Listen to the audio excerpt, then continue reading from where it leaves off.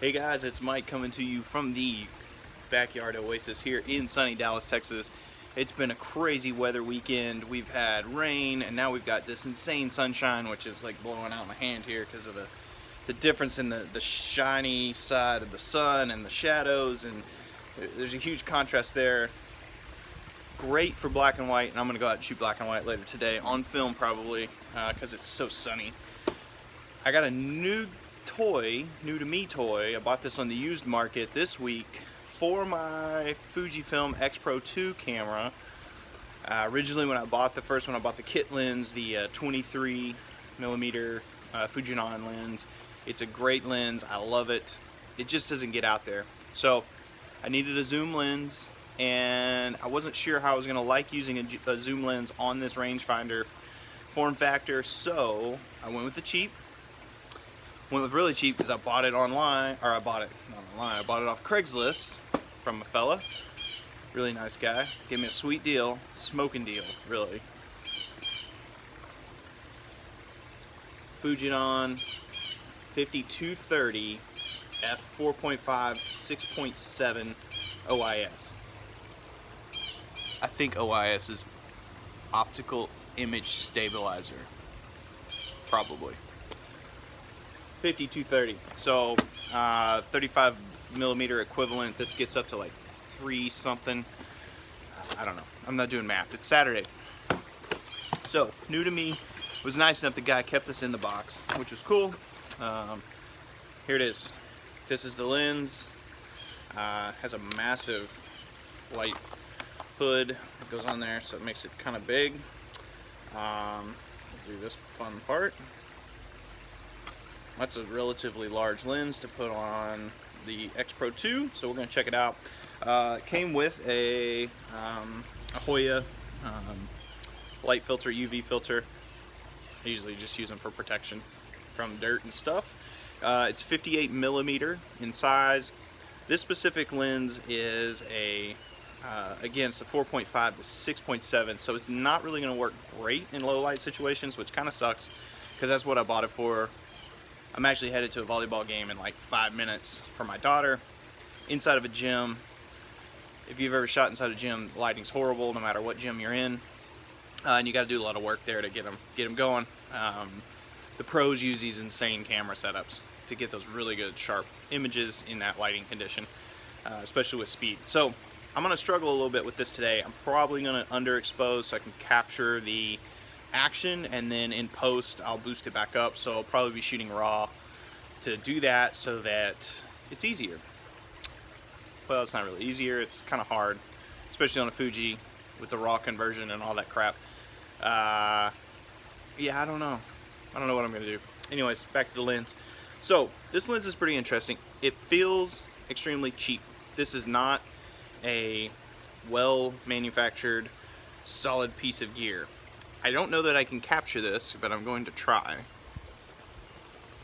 If you can hear that rattling, that's actually the lens. That's the object, that's the OIS, image stabilizer, rattling around in there. So I thought it was broken at first. I pulled it out of the box and I was like, hey dude, this thing is broken. He's like, oh no, that's the way they all are. I was like, really?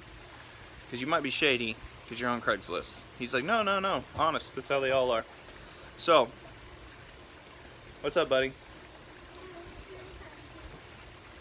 In just a little bit. Interrupted by the kid. You know, that's life. So, here we go. Back to this thing. 50-230, zooms in and out. Yeah, that's the back of it. It's, you know, it's not anything super exciting. So, here's what we're gonna do. Because I have the camera, I want to show you what it looks like. So, as a comparison, this is the 23 with the light on there. So you can kind of see the size difference there. Let me take this off, which is not exactly the super easiest thing in the world to do on this camera. Cap back on this guy. Okay, there we go. That's it, and that's it all the way out. So that's a hell of a lens there. What's interesting, when you put this lens on there, it automatically detects it. It changes the viewfinder size and zooms it in a little bit more, and then it will do the boxes in a different spot. And it's cool because when you zoom in with this, it actually shows the box, the focus box, and or cropping box, and then it just gets smaller and smaller and smaller and smaller as you get closer. So at some point you kind of have this little bitty tiny square, and in super low light situations it will actually notify you that, hey, you're gonna be impossible to focus at that range. So I kind of have that going on right now. What I'm seeing in here is around right here at 135. Anything 135 beyond on this lens in the camera viewfinder, it shows a red box instead of a white box. Not really sure what that is. It's probably a lighting situation, or it probably tells you maybe you're in like a danger zone or some sort. I don't know, but it takes good pictures. I just zoomed in on a chair by the fence, black and white, straight out of the camera.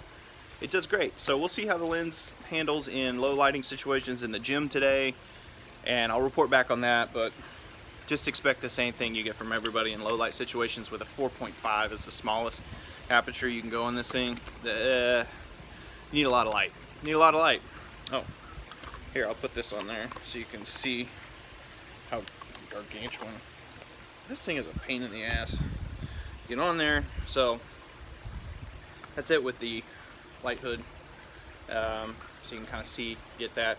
This is not going to be super, fun to just kind of carry around with this form factor. Luckily, this camera is a little bit smaller, but it kind of makes it a little hard to hold. I feel like I got to hold it a little bit different to get it stabilized because of the balance on it. The balance is kind of off with this big giant lens on there. So that's it. Again, Fujinon 50-230 4.5. It does not have, just almost skip this entire part. You cannot set the aperture on this lens like manually on here like you can other ones.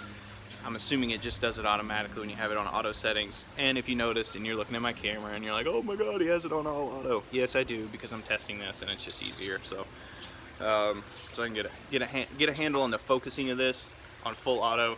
Then I'll start messing around with the settings and trying to drop things up and down and get it perfect, get the right exposure. That's all I got. The rest of the weekend's gonna be shooting film, shooting just whatever out in this amazing light situation, and having fun with the kids and the wife and doing what we do. So until next time, thanks for being awesome, guys. Get out and shoot. Again, thank you for the likes, thank you for the subscriptions and all that fun stuff. My kids are getting loud. Time to go. Later, guys.